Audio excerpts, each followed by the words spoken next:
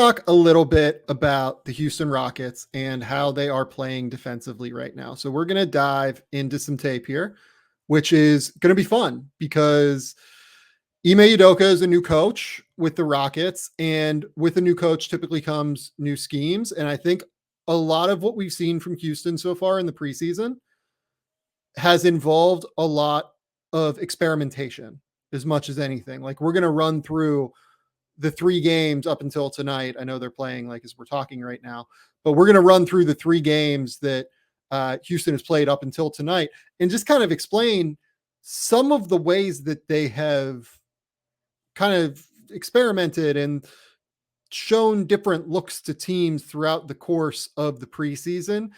They've done just about everything, particularly in ball screens with Sengun at this point. They've played drop, and frankly, as you'll see throughout these clips, I think they've played a lot more drop than any other coverage, particularly because they played against Daniel Tice and the Pacers, and then they played Jonas Valanciunas and the Pelicans. The way that they're guarding side ball screens is interesting in some respect. They're doing some interesting pre-switching things with Alperen Sengun as well that we'll talk about. And then additionally, we're also going to talk a little bit about some play they've done at the level and some ways that they've decided to keep him on the move and keep his momentum active. But we're also going to look into just what some of the inherent limitations are from Sengun defensively, just in terms of explosiveness and length and ability to protect the rim as we go through these clips. So let's talk through this. Let's go. I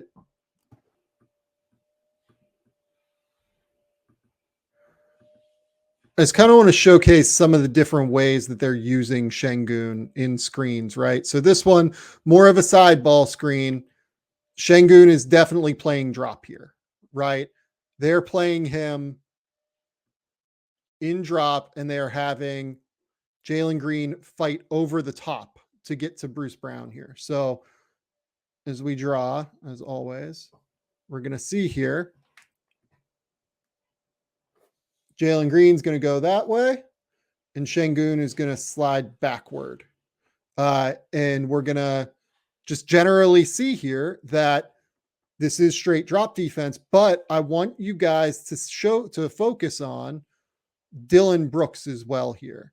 So one thing that Houston is doing in these side ball screens pretty regularly so far is that they are a little bit more aggressively having their wing at the top here whenever somebody is at the wing, is over here, is up there, wherever, even if they're over here, they're having this man on this side of the court dig in and help to give Sengun a little bit more time to be able to recover, to play in drop, to give Amen Thompson a little bit more time to get over the top of the screen.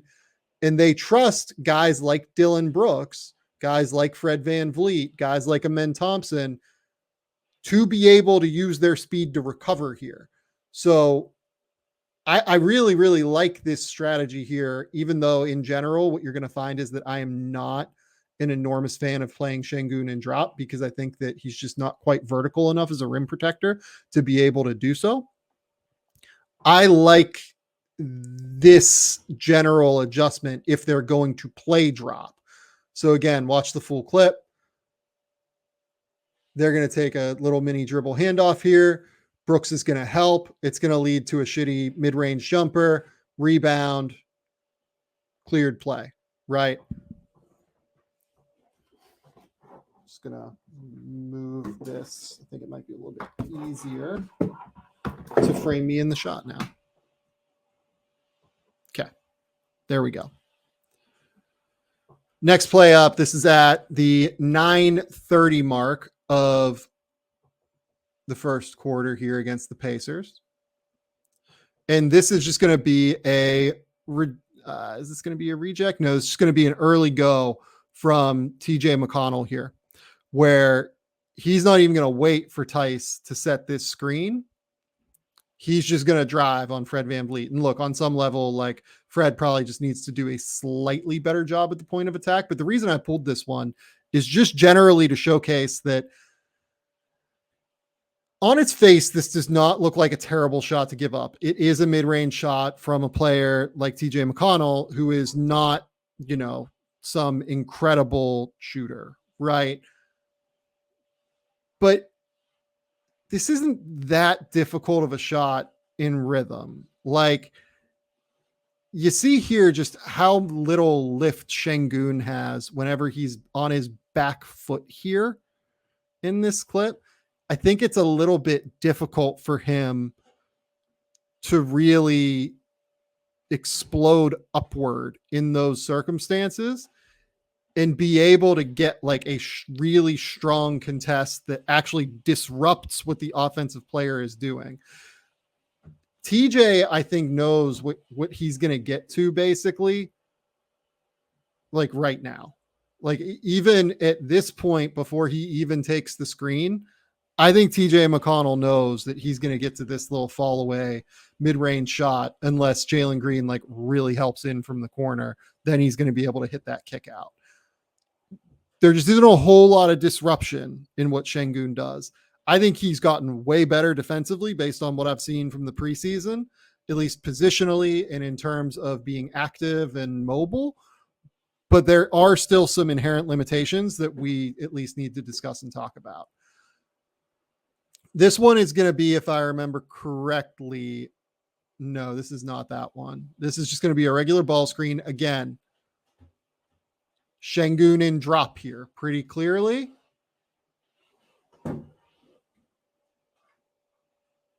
And you're going to see that Jalen Green, he's going to fight over the top. Sengun's going to backpedal. And then Fred VanVleet helps into the wing here to try and stop. He's going to dig down and try and dissuade Bruce Brown, who we can use a different color for, from driving into Sengun. I love if you're going to play drop, I love this. I think this is smart. I think this is the way that they should be going about it. But again, this is a walk-in floater for Bruce Brown. There just isn't a whole lot of disruption to what Sengun is bringing in drop.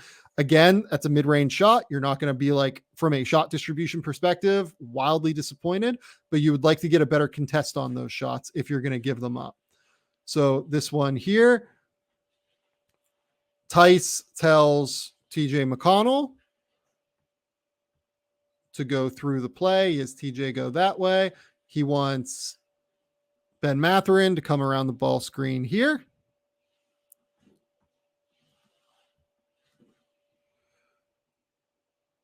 I like the way that Tari Eason, I believe that's Tari, fights through this action. Tari is just excellent, always defensively in terms of effort. I love the way he plays on defense.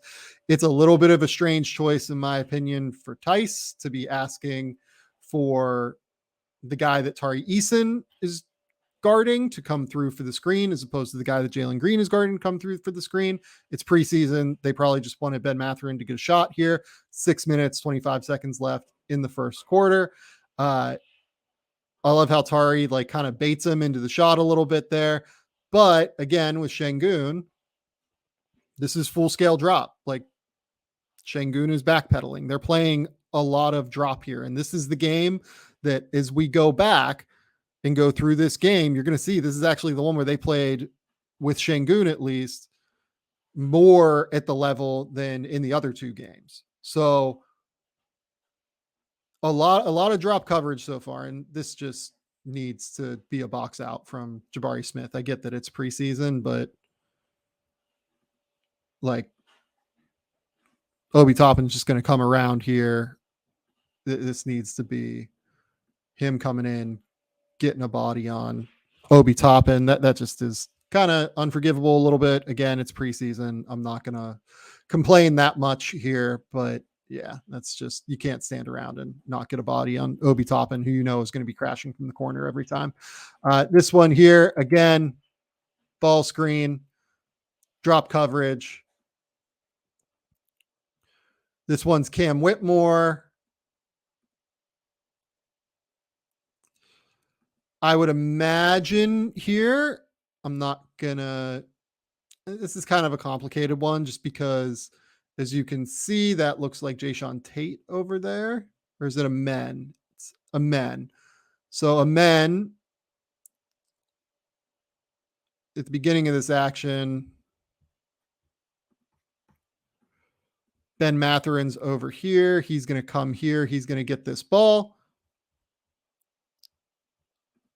You're going to see a men. He's going to point using his finger. Hey, switch, switch, switch. Or stay, stay, stay. He stays. Whitmore stays.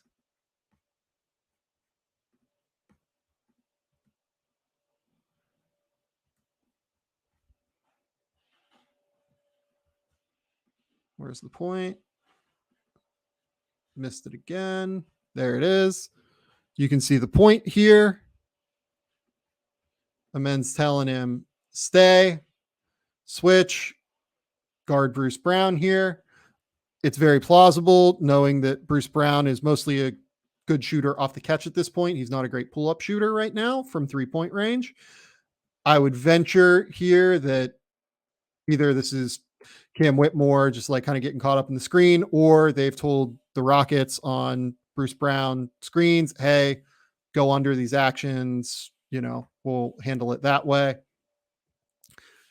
Again, though, under and drop. This is under and drop. This is it. They are continuing to play drop with Sengun, which I'm very interested to see what it looks like throughout the course of the season. If they continue to do this, again, it's preseason. I think they're doing some experimenting. Love the way he finishes possession, gets the rebound.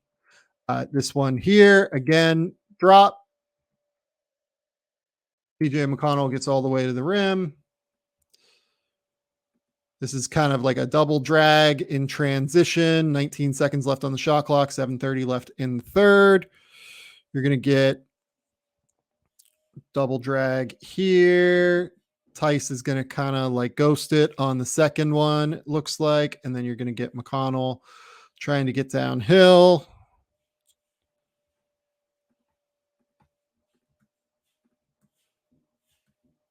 This is one where Jabari just kind of needs to stay in front, in my opinion. The screens aren't that strong. They switch this first one at the top. Fred is guarding TJ here. I love the way that they switch this one. They are doing a lot of switching 1 through 4, it seems like to me, throughout the preseason. Not universally, but they have done it a lot. They are going to call out this switch. Fred's going to go here. Jabari is going to guard TJ McConnell. And then again, this is just kind of a slip from Tice. So I like that they didn't necessarily try to switch this or anything. Again, Jabari, I think, kind of anticipates the screen. You can see, I think that he kind of tries to get skinny a little bit early here. And it stops his momentum. Like you can see that like he's getting his foot ready here, that left foot, to try and like get over the top of Tice if he stays there so that he can get skinny and get over the top of that. But Tice leaves early. Smart move from Daniel Tice, longtime pro, consummate vet. Sharp play, leaves early, ends up resulting in Jabari giving up another one of those floater TJ McConnell shots. This is one that I showed earlier, I think maybe last week, where this is where we start to get into them playing a little bit more show and recover, right? This is what I would like to see them do. I would like to see them play a little bit more aggressive at the level. It's kind of hard to draw on this one here because they are going to kind of do a few different things, and the camera angle wasn't great. I think that's Ben Shepherd who came up, got the ball, dribble handoff, then went that way. Isaiah Wong coming back across over here to take this play. And this is going to be a screen here with Jarris Walker stepping up. And it's going to almost be like a little mini weave action at the top where I love what they do here. I love what the Rockets do, and I would love to see them do this more with Alperen, where they play him at the level. Look where his feet are. Look where his feet are compared to the 3-point line. His feet right at the 3-point line. This is great. Like, do this more. I think that if you get him on the move, he's really good at just being big and walling up and being strong. There's just a lot there that you can do with Sengun when he's already on the move and his momentum is like in motion. Do this more. This is a nice little play, I think, from the Rockets here defensively. He recovers back. I love the way that Whitmore is engaged in help there. They rotate around, they rotate through it. I love the way that they played that defensive possession the whole way. This is great here. So what I want to showcase here is Whitmore is going to get down. Look at this on this dive man here. Look at Whitmore rotate in, and then he's going to have to shoot back out to close out. I love the way he closes out here.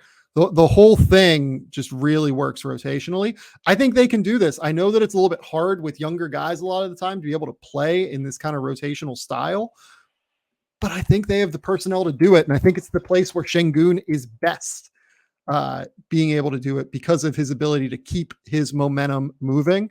Sengun, again, this one's going to be like a full scale, like hard hedge where he is coming way out above the level.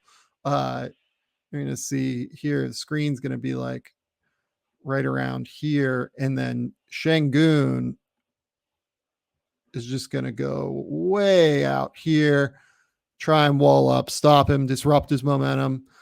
Let Sengun use his mobility. These are the places where I think he can really be effective.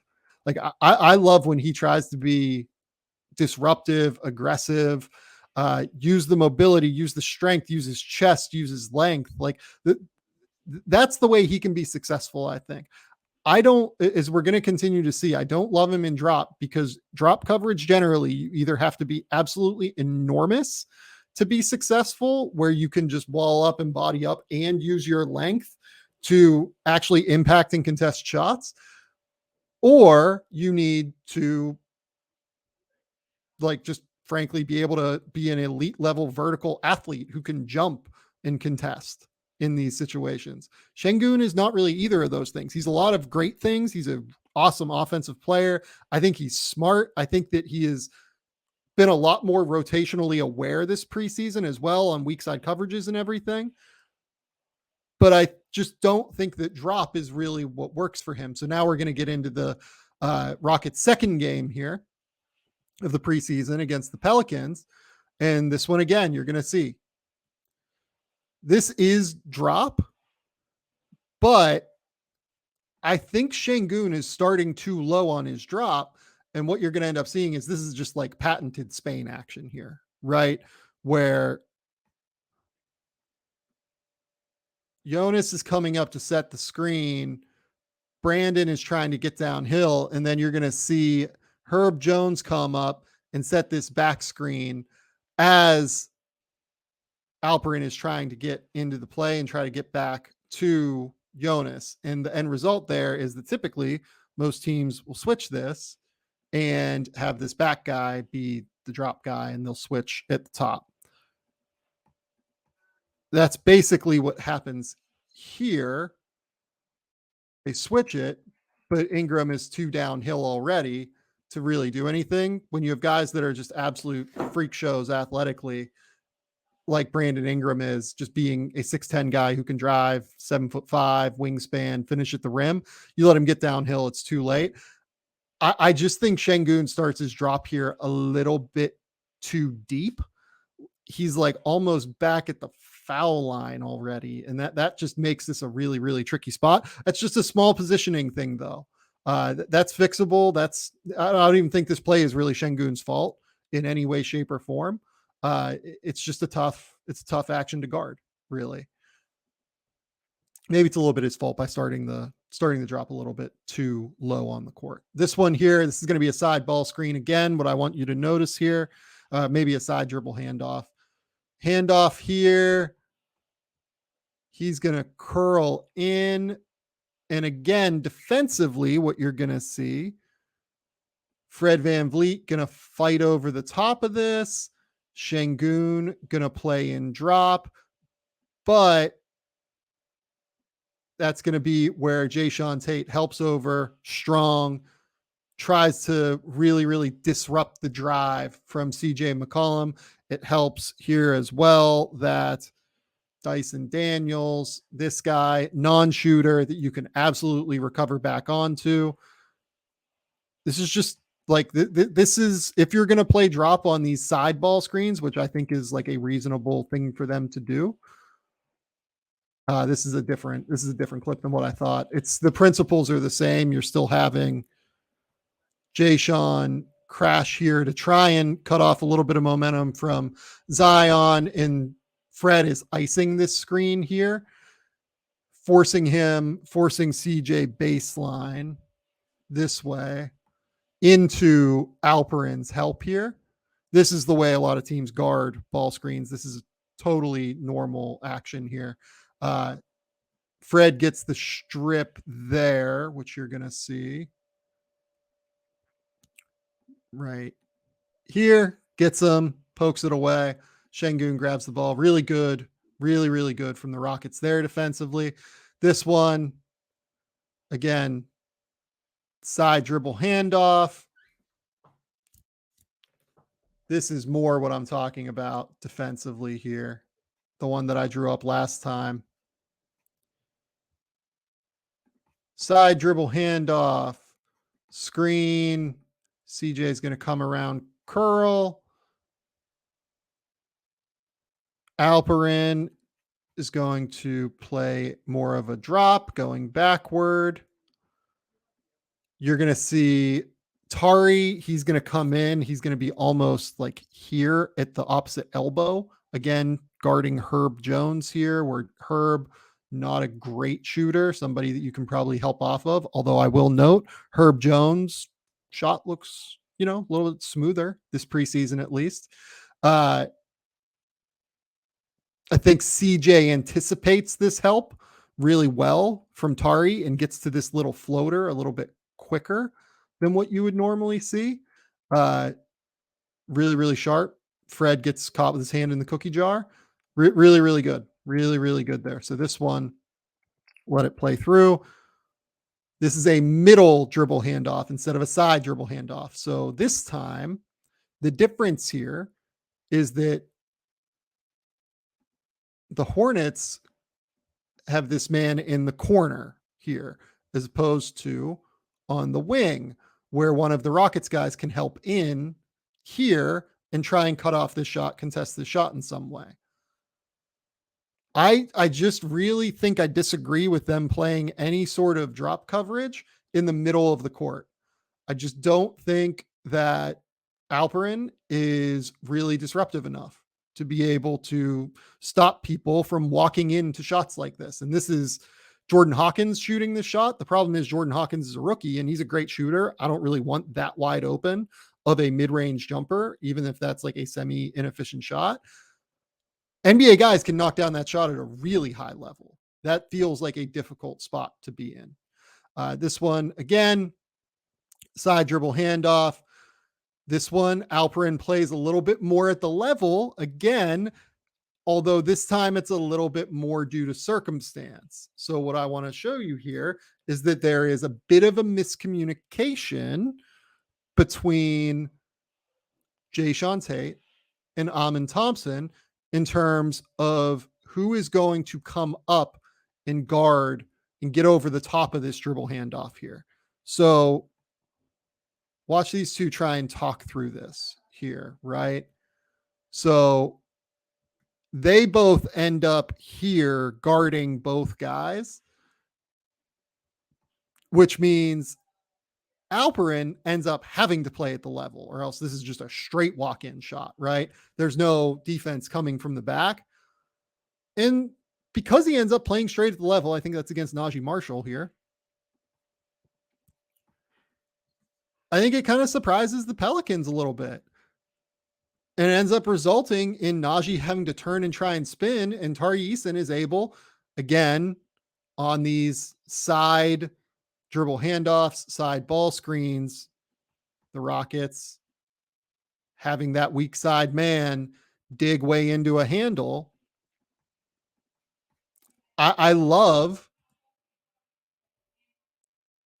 what they're setting up to do here. I love this kind of aggressive defensive coverage. I think that this is where they should live. I think they should live a lot more in these actions where they're not in drop. It just makes more sense to me. I think Sengun is much more effective and disruptive when he is not being asked to play drop coverage. So this one here, this one's just kind of a simple screen, and you can see like Shangun's just backpedaling at this point. And again, when he's backpedaling, I don't think he necessarily has the quickness to be able to recover and like get his momentum moving forward again. This one, he does an okay job of containing, I think. Dylan Brooks, particularly here, does an absolutely fantastic job getting over the top of this screen. This is an awesome screen from Jonas Valanciunas. And look at the way Dylan fights to get back into this. Like absolutely scratches, claws, battles, ends up being a peel switch where he has to now battle Jonas on the paint. And Jonas is going to kind of end up being able to seal him off a bit as a help defender coming over. But this is just, to me, kind of predicated early on, even though Sengun did a good job, and this is just a reset, right? Like I think he does a good job here containing. And really, if anything, Reggie Bullock is just a little bit late reacting to this. And then Tari Eason as well needs to be a little bit more ready, especially when he's guarding Najee Marshall, who's like not the most impactful shooter. I would love to see Tari just be available for this weak side contest here. But again, like it kind of starts by getting downhill at first. Sengun does a good job and drop there. I think that's actually a good rep by Sengun, but I think it's harder for them defensively when they're in drop. Next, here, middle ball screen, drop again, pull up, miss shot. That's a shot that, look, I think Brandon Ingram can shoot. I don't really want him taking that shot that wide open if I am Houston necessarily, but you know, every team has different principles in terms of what they like to give up, what they don't like to give up. Generally, Boston was pretty comfortable giving up that shot under Ime. I would just like to see, I think, a little bit more of like a late contest, either coming from the backside there, which is where it's typically supposed to come from, or from the front. Tari gets there a little bit by the end, but because he stumbles getting around the screen there, this is just kind of a walk-in. I don't know if he actually ever bothers Brandon there. Brandon just kind of misses the shot. Next one, again, side. What teams I would guess will start doing with these. This, frankly, is more of like a middle ball screen than anything. And because of that, it's a drop. Sengun, again, does a pretty good job here positionally. This is what I mean when I say, like, I think his footwork and mobility has been better. He doesn't allow himself to get the corner turned. I think this is a really good rep from him. I think he had a few good reps in drop here. And they end up getting the steal on the backside. It's not that he's universally bad in drop. I just think that there are better ways for them to guard. There are decent reps for him in drop, which is why I think I would say generally the defensive tape is much more positive for Sengun than what I've seen previously in his first few years. So here, this is just kind of an early switch in transition where this is like kind of a slipped ball screen and they end up just having to switch it. And you get Zion on Sengun, you get Jonas completely sealing off this defender here. I mean, like, a men probably needs to rotate over in this circumstance, but honestly, Zion covers this ground so fast that this is basically an impossible ask for anyone. I don't really blame Sengun. I don't blame anybody for this. This is just Zion being a freight train. That's just one that's really tough. I think Sengun does as well as he can, bodying up and defending here. It's not a terrible rep. Now, this is the most recent game, and what I want to call out is even more experimentation. So what did you notice there? This is a switch. This is the game where they just started switching screens. They're going to communicate through this switch here. Shengun's going to guard the guard. I think that's Jabari. Jabari's just going to take Zach Collins, and we're just going to work through it, right? We're going to switch, and we're going to see if that works for us, right? A lot of experimentation this preseason for the Rockets. I think it works. And again, another switch there, right? Between Fred VanVleet and Sengun. He's now guarding Chetty Osman. What I want to call out here is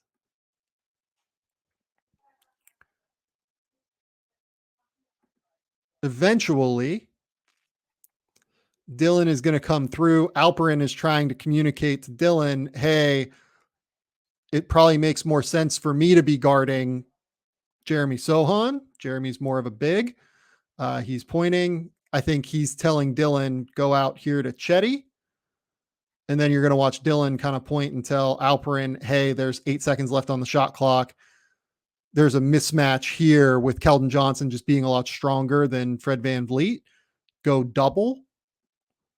I don't know how much I love that decision necessarily from Dylan, but like you can see him point here. He's going to say, hey, go double.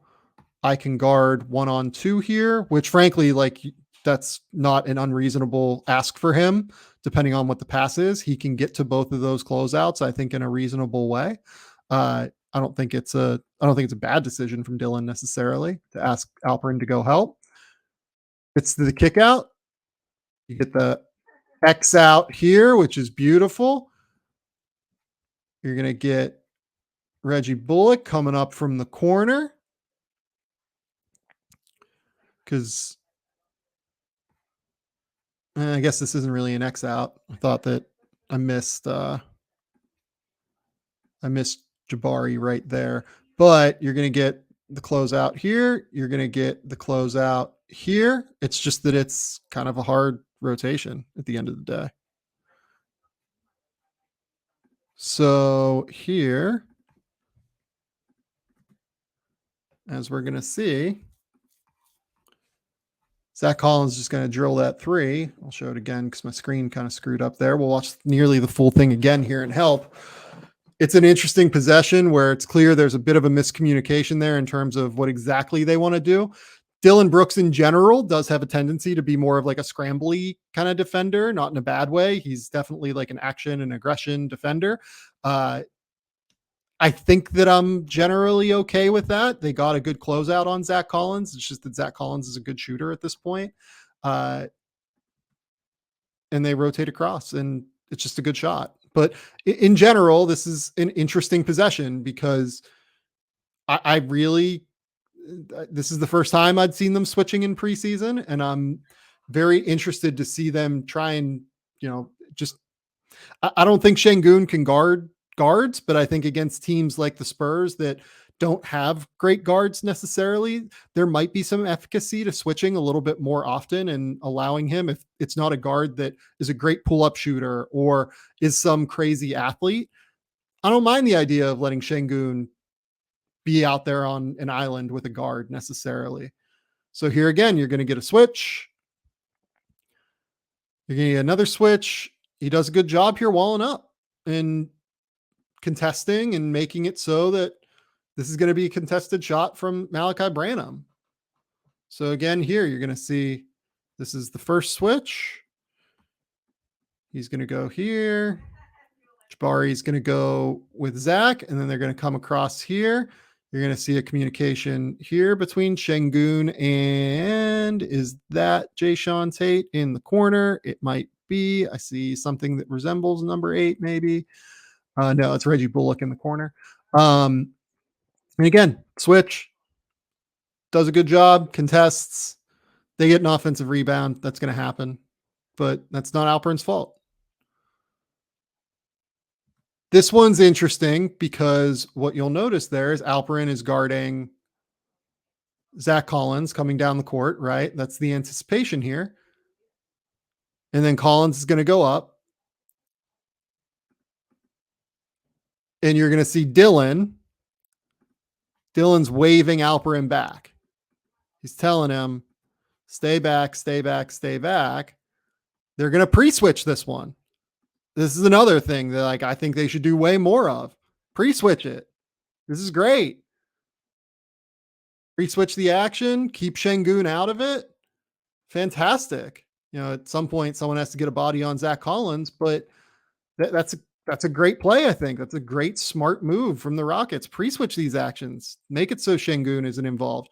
If you think he is your worst defender, and right now, he probably is the worst defender on the court, at least get him out of those actions. Right, that works.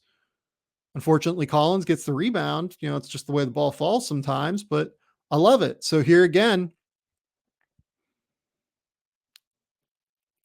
they play at the level this time. I love the way they switched up coverages in this game. This one's different. Like they're doing some different things here as they sort through these actions. So get an initial screen there where Brooks and that's Jabari have to sort through it. Now you're going to get this action here where Sengun, he's going to, instead of dropping back, he's going to kind of play at the level here. And then he's going to have to get back and recover. I love it. This is what works. They end up forcing a turnover here before they even has to get back. Look at him. Great hand-eye coordination. Hands are always high in these situations where he's playing at the level. Look at this. I mean, this is what you want. This is exactly what you want. You want hands high. You want to try and cut down angles. I love it. It's really, really good defense, I think, when they play at the level. And they have the vets out there, guys like Dylan Brooks, Fred VanVleet, Reggie Bullock, to be able to rotate around and like have that wherewithal on the court. So here, this one's like kind of end of the third quarter in the San Antonio game. This one, again, they play at the level. He gets split. It's kind of a bad possession again. But notice again, they called out the pre-switch, right? That's even Fred VanVleet pre-switching here, right? So let's get the point here, right? Like you can see the communication. Fred's saying, stay back, stay back. Switch on to my guy, who is Chetty Osman. I love this. This is great. Keep him out of the action. Now the adjustment for other teams is they have somebody else go set the screen, right? Zach stays back. And now they have Chetty Osman go and set the screen. Chetty, really smart player, understands what's going on. Alperen tries to play at the level here. I have no idea where Jabari Smith is. He just like completely gets caught hand in the cookie jar, I think.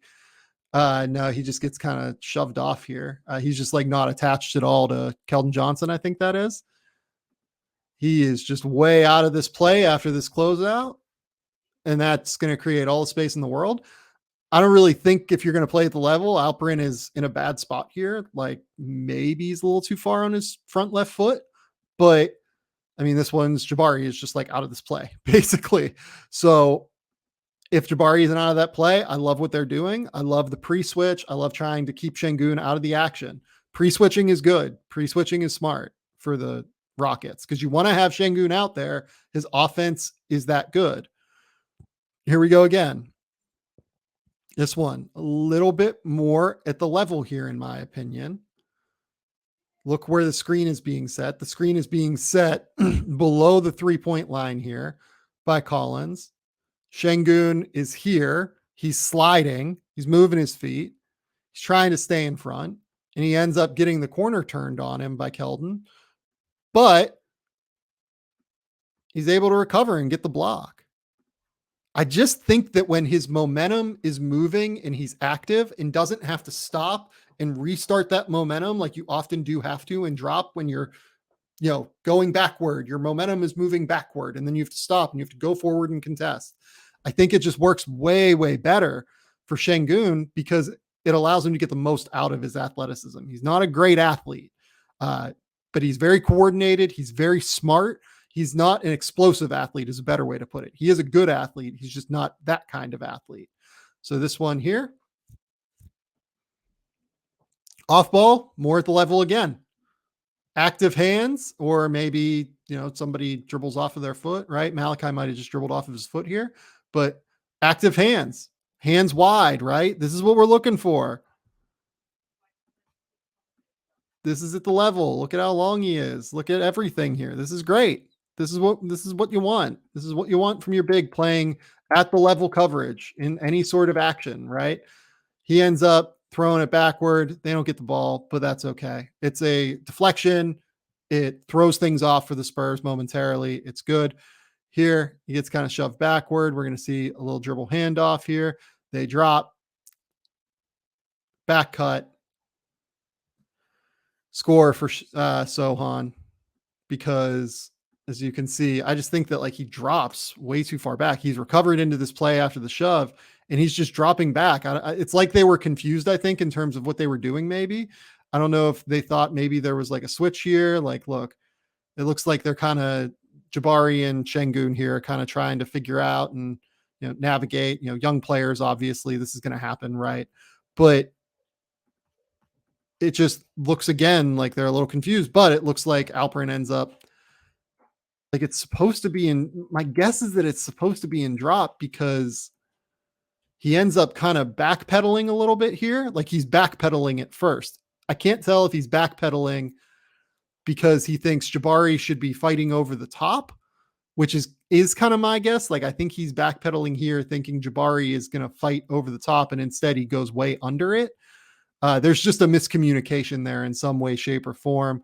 It results in Dylan having to lift off of Sohan to help from the corner here, and Sohan is just going to cut to the basket. This is the last clip, by the way. Easy bucket there. Tough layup. They get back into the play. They make it a little bit difficult, but reasonable contest there. But yeah, I mean, look, the takeaways from all of these clips as we go through them, and I think it's worth finishing there and calling this show there. The takeaway from all of these clips, in my opinion, is that A, the Rockets are experimenting. They're trying different things. B, I think the Rockets are a little bit more effective when they play at the level of Sengun as opposed to playing in drop. I don't think that he is a great drop defender. I hope that some of these clips showcase that. It just results in a lot of open shots. Or even when he is there, he just doesn't really have the upward explosiveness to like really contest at NBA center quality level, even if he is good positionally. Third, and most importantly, frankly, here, he has gotten way better defensively. Like I do think he has gotten drastically better. I wouldn't call him an above average defender at this point, just because I think that there is not a whole lot of disruption unless he's playing at the level and he's able to like use his hands, use his chest to like wall up and be able to disrupt things that way. But I think he's been a way better defender in the preseason this year than what I've seen him defend at previously. So if he can be that, the Rockets have a shot to be pretty good. I think their preseason play showcases that they have been a much better team than what we've seen in recent years. So I'll pull this out. I'll make this its own clip. You guys will get to watch it. Let me know what you think in the comments. Let me know what you think of all of these breakdown videos that I'm trying to do a little bit more of. This has been the Game Theory Podcast. Please remember, rate, review, subscribe, do everything you can to support the show. We will be back maybe this weekend, maybe more next weekend. We'll see. Until next time, we'll talk soon. Bye.